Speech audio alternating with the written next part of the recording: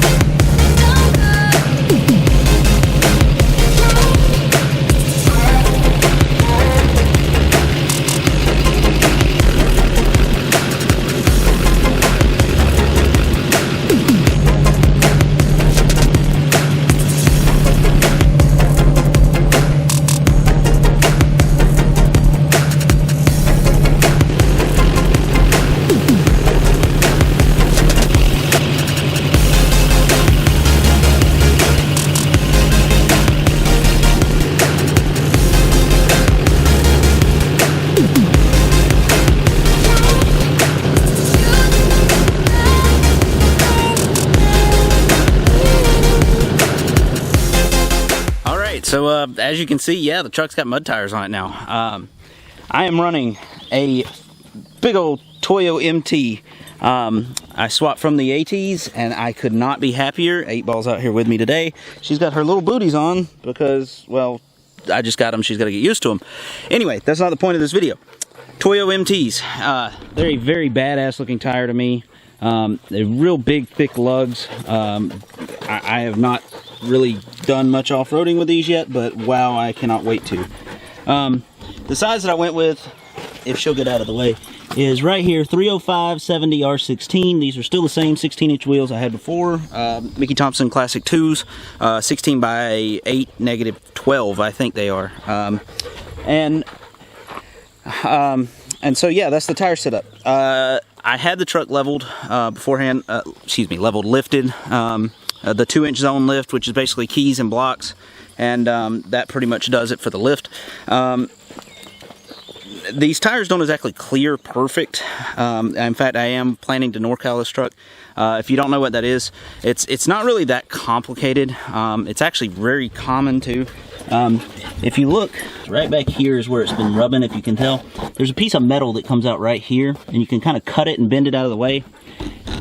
And that's what I plan to do with this thing. I plan to make it where it's, you know, off camber turns and things like that. It won't happen.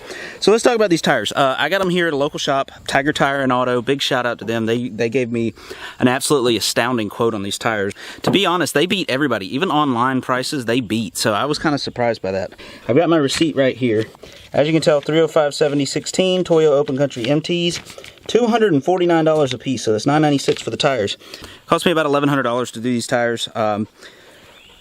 Really not bad when you consider the ATs went on this truck were almost $1,000, so why not? I mean, really, why not? I was really back and forth. I had the RTs on my last truck, and I loved them. The ATs on this truck did not last as long as I wanted to, but I also had an alignment issue and things like that, so I wore those tires out really quickly. So that's ended up why I got these new tires. I could have put 2 on the back, but I decided not to. I decided I wanted to go up in size, and it really beefs up the truck, makes it look a lot better. So let's talk about making these things fit. When I did the 2-inch lift, I really wanted to do the 3-inch Adventure Series that Zone has, but I didn't really have $1,000 to throw at a lift, especially when I couldn't get new tires. So what I did was I decided to do these tires, and I ended up kind of piecing together my own 3-inch lift without meaning to.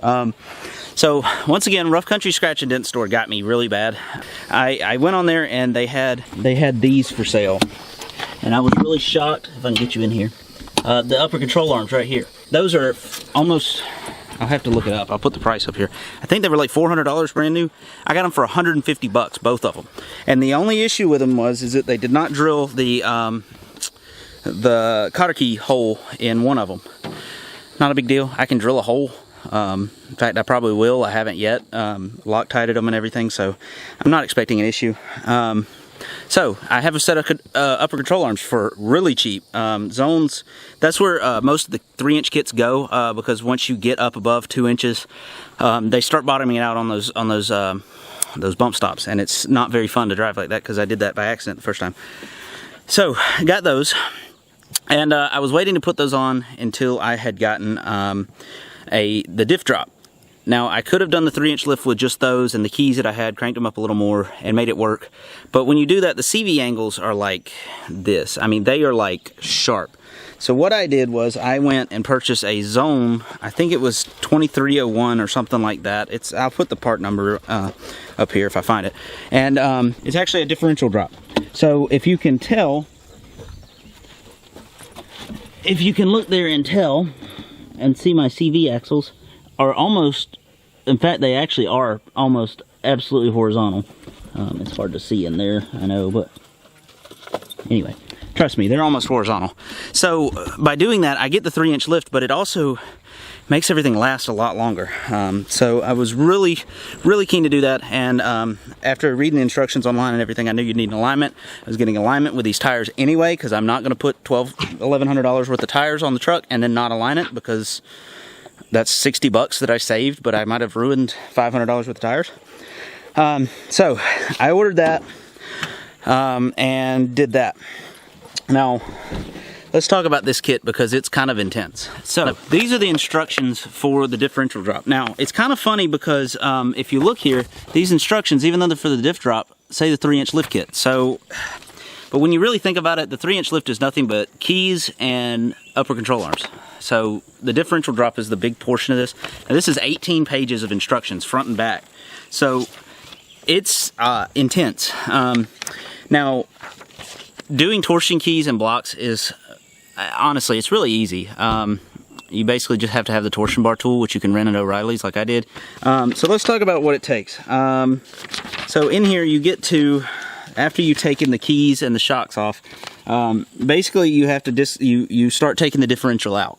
And they talk about, you know, taking the breather tube off, taking the connector off, and that's pretty easy. Taking the CV axles off, there's 6 bolts on each side, and then you got to have that big 36 millimeter, excuse me, not 36 inch, 36 millimeter socket to get the wheel hubs off, get the axles out of there, taking the sway bar end links out. I ended up actually taking the whole sway bar out. That made it a little easier, and then taking the shocks out makes a huge difference. Now, if you're doing just a 3-inch lift, I had the Zone shocks for 2-inch, plus I had the extensions, so I had 3-inch capable shocks, but I took them out anyway, just for the clearances. It made it a lot easier. They also talk in this about loosening the lower control arm hardware. I didn't see a point in that, so I wouldn't worry about that.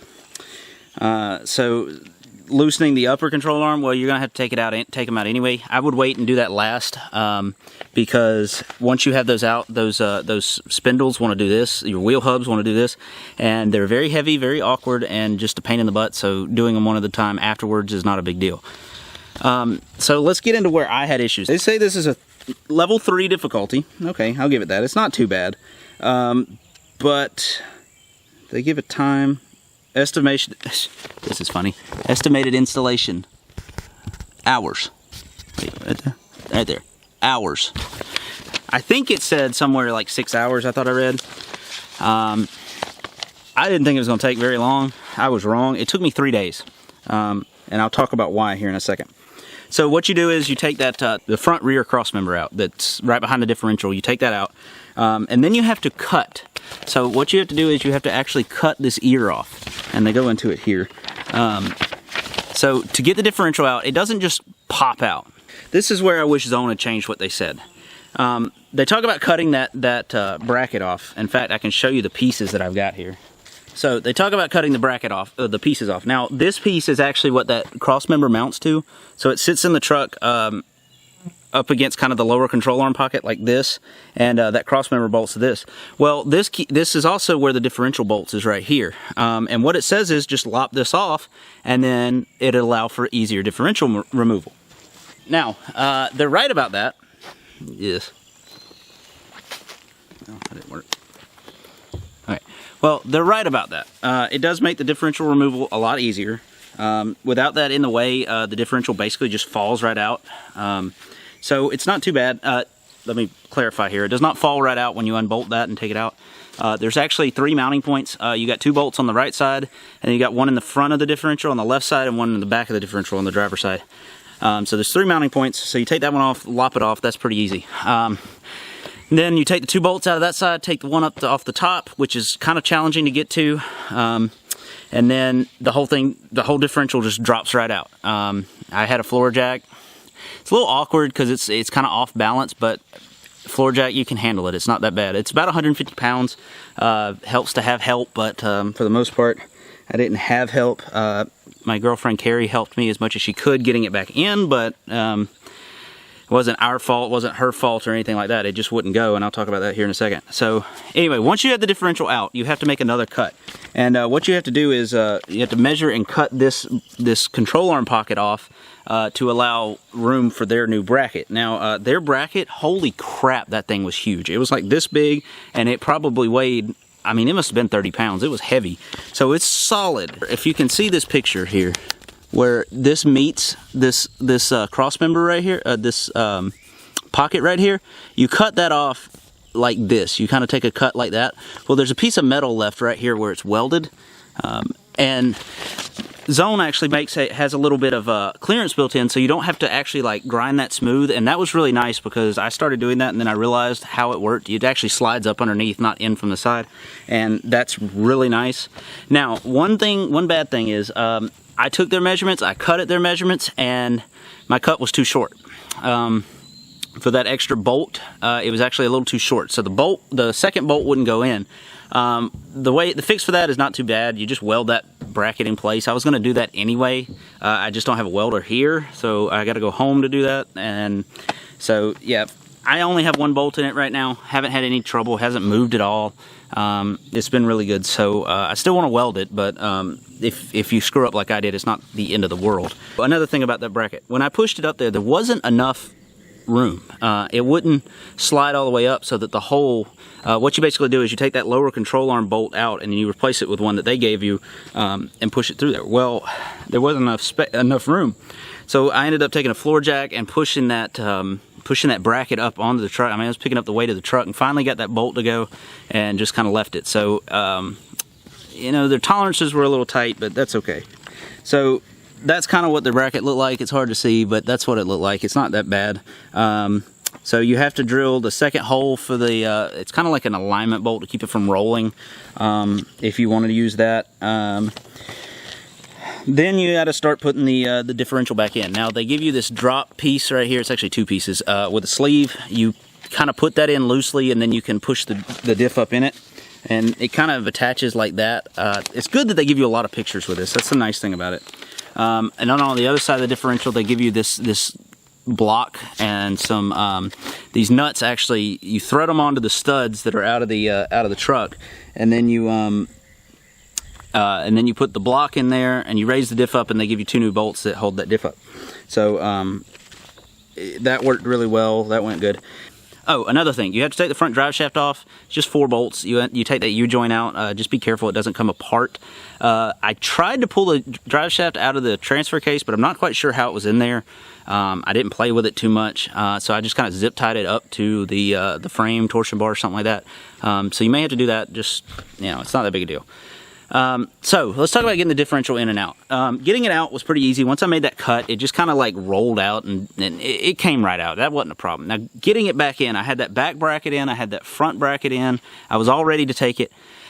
And it literally says in the instructions, raise differential into vehicle. Okay, sounds easy. I thought it was going to be a little challenging because it's a little awkward and all that. Well, I knew, I started raising it up, it wouldn't clear because it's got to go over top of that bracket and then it's got to go in underneath. So I knew it was going to have to roll. Basically, you take the, you can take the yoke for the drive shaft and just kind of like roll it like that. Well, it wouldn't clear. It wouldn't clear, kept having problems with it, kept having issues, and I finally gave up with it after that was the second day. The first day I quit because I ran out of saw blades, but I was so hot and tired. I'd gotten done getting it out. I was trying to put it back in the second day. so the differential wouldn't go in. It kept hitting the center link. Every time I get close, the center link was right in the way. So I started researching how to get differentials in and out of these trucks. You know, for people doing seals or people just changing differentials, whatever. Come to find out, everybody says pull the steering link. Pull the tie rods off the knuckles and pull the center link. And I thought, am I really going to have to do this? And so I went to Advance. I got a steering puller set and got on it, and holy crap, when those things came loose, it sounded like a gunshot. I mean, I took the air impact as much as I could, and then I was with a 1/2-inch breaker bar like this, just getting on it, and I was scared, and it popped and just scared the shit out of me. So I got the center link out, differential just went whoop, right up. No problem. Did not have a problem at all. You got to make sure you leave those front two loose, otherwise it'll be too compressed to get the differential in there, but other than that, it wasn't too bad. So the center link was definitely the issue. Now I screwed up also with the center link because when I put that puller on there, it got kind of cockeyed, and when it did, it boogered up the threads on it. I ended up taking I thought I was going to have to get a new pitman arm. I mean, it was looking ugly. But I ended up taking a cutoff wheel on a grinding wheel on a air tool and grinding those threads off and managed to get it started, and it's on there, and I am not touching it again. Now, another note that I had was on the skid plate. I didn't put the skid plate on the last day. I actually waited to do that. It says you have to drill 2 holes. And they also give you this what do they call it? Rivet nut. They call it a rivet nut. They said you had to put in this rivet nut into the factory hole.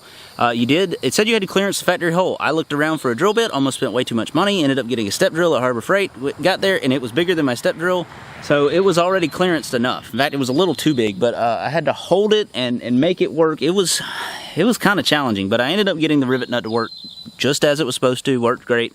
That was no problem. Now, it said you had to drill 2 additional holes at whatever size, I can't remember what size, but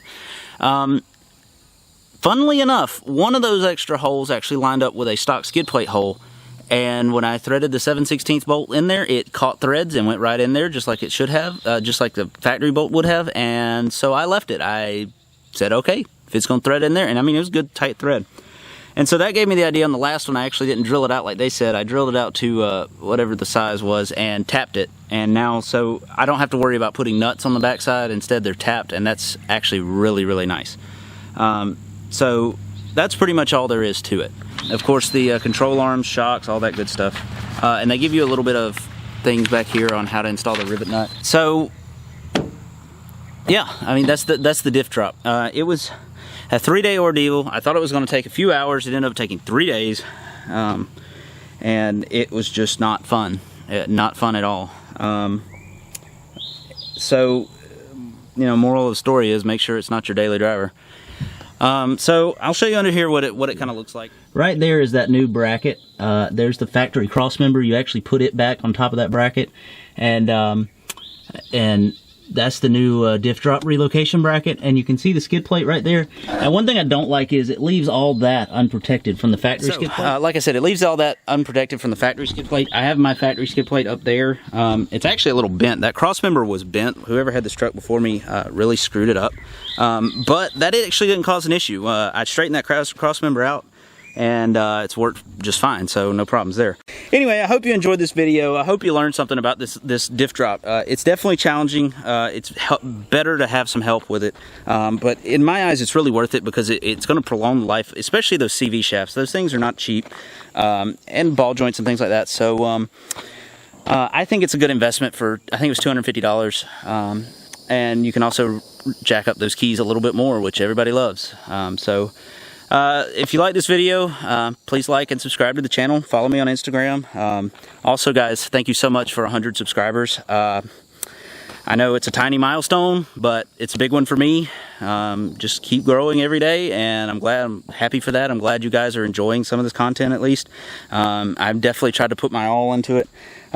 So follow me on Instagram. That's where I put a lot of my stuff, a lot of updates and things like that. Yeah, like I said, please like and subscribe, and I'll catch you guys on the next one.